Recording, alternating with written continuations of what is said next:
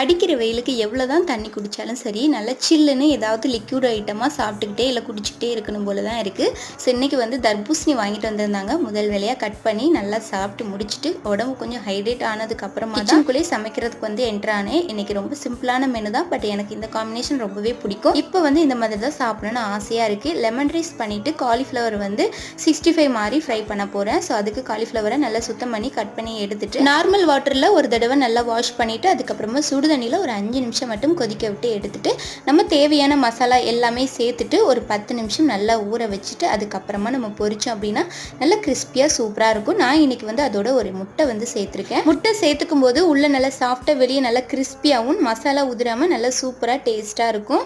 So அது மாதிரி try பண்ணி பாருங்கள். சைட்லேயே லெமன் ரைஸ் வந்து தாளித்து எடுத்து வச்சுட்டேன். அதுக்கப்புறமா காலிஃப்ளவருமே ஃப்ரை பண்ணி எடுத்துட்டேன். இன்றைக்கான லஞ்ச் வந்து இதுதான். லெமன் ரைஸோட இந்த காலிஃப்ளவர் 65 சாப்பிட்றதுக்கு ரொம்பவே சூப்பராக இருந்தது.